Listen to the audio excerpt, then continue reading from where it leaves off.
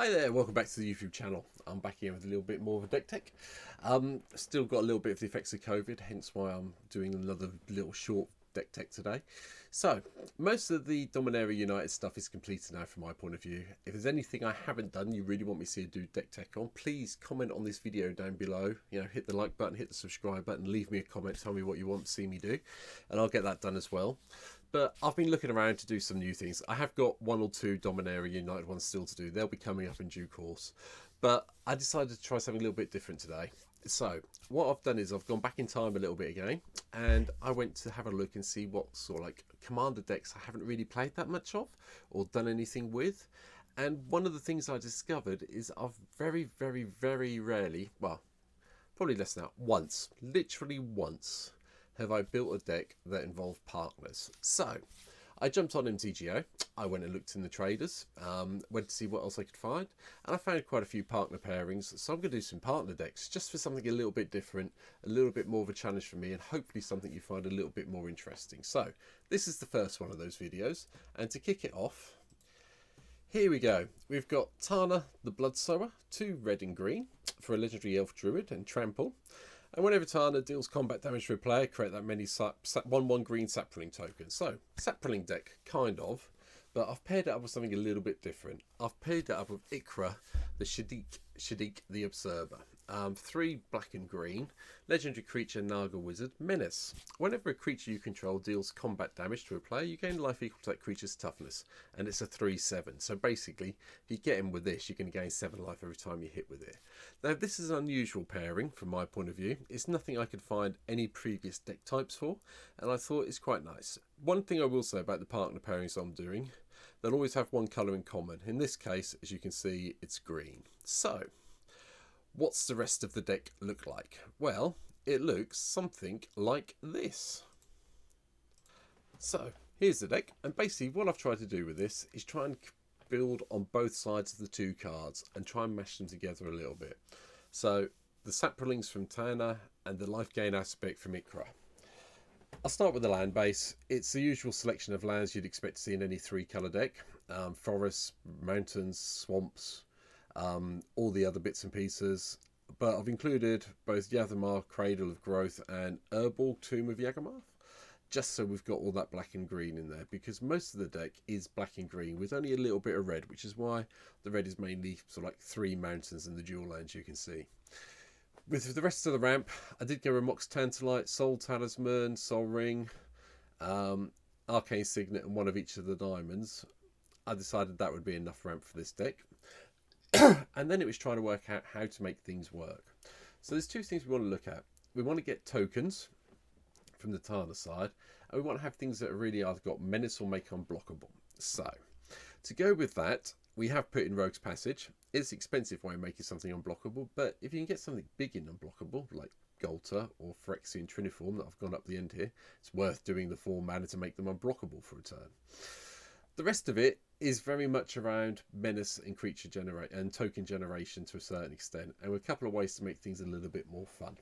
So the cards as we go through: Tormented Soul, can't be blocked, that gives us a life, that's fine. Insolent Neonate comes with menace. Birds of Paradise ramps, that's why it's here. Elixir of Immortality, just deal with anything that gets put in the graveyard. The rest of it is also very similar lines. So Blade of Onin's menace, and it's also nice we can chuck this on a creature to make that creature a 5/5 for menace, which is really nice with Tana as well. So bear that in mind. Dockside Extortionist, it's got red in the deck, sorry, Dockside's in. Bond of Flourishing, just to go and find some permanents and gain a bit of life if we need to, that's why it's here. Blood Tithe Harvester, tokens aren't that important in this. You're probably going to be discarding it, sacrificing it, drawing a card at some stage, but if you get another, you might need to kill something that's a 2 toughness creature, so that's why it's here. Body Dropper, to make it bigger, and you can sacrifice another creature and it gets menace, so that's another way around it.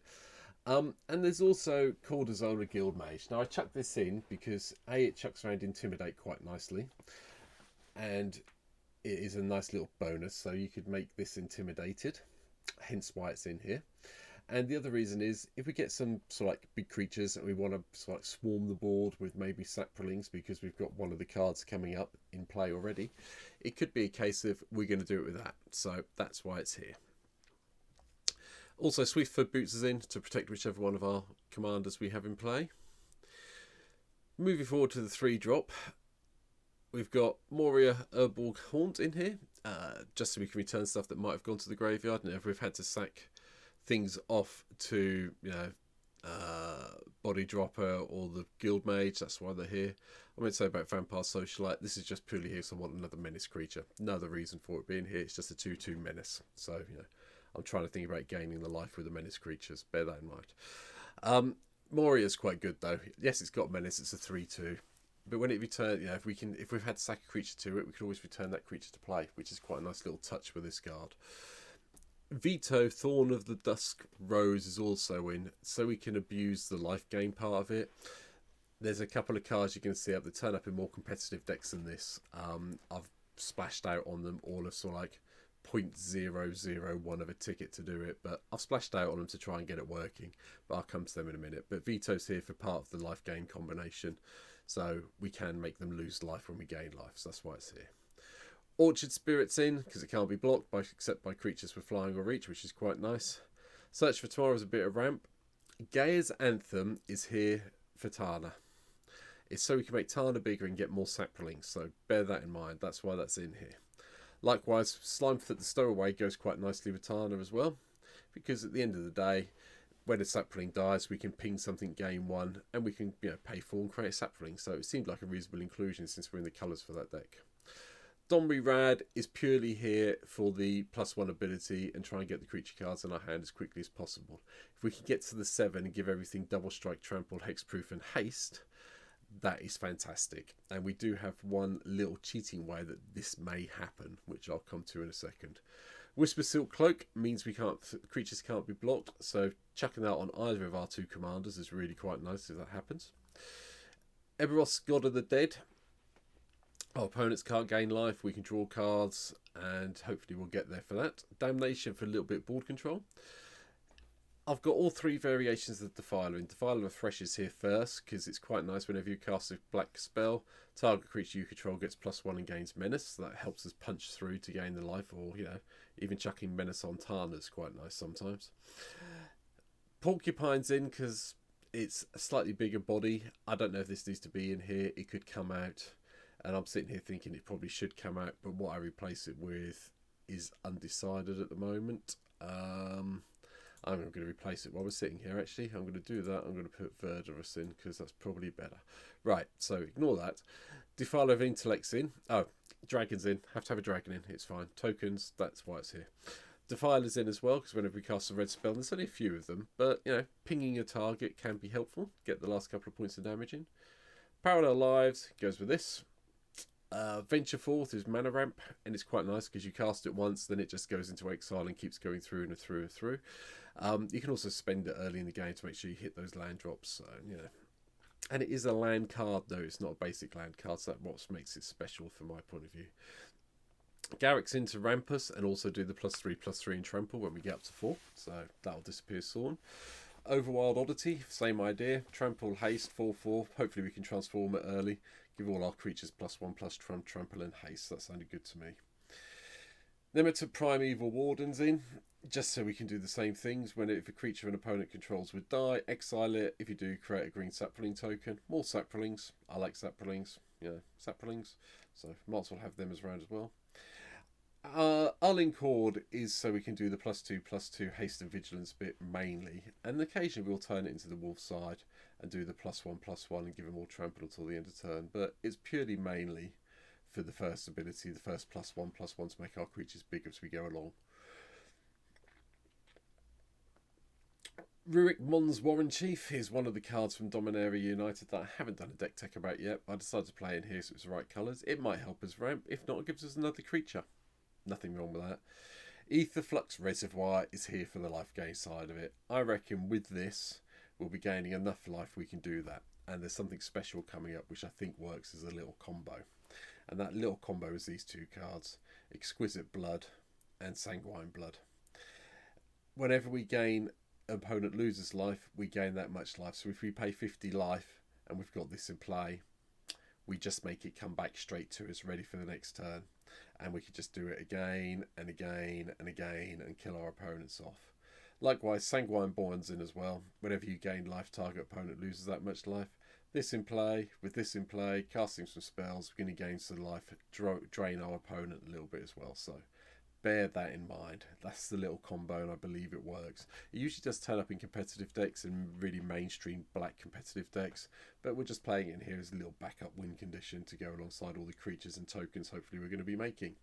Going through the rest of it, God Eternal Bonte's in here, Junji the Black Dragon's in here. I've put Terra Grid in so we can do the lantern side of it more than anything else. If we have got a way of making, we haven't got any ways of making discard, but I figured this lantern side was quite fun. Doubling Seasons with the cheat for Domri, so you know, doubling season, and this puts it on 6 +1, puts it on 8 with their next turn. Tendershire Dryad gives us more saplings and makes our saplings bigger when we get the City's Blessing, which means the life gain from this is better, and the damage these you get, the creatures these produce, is better.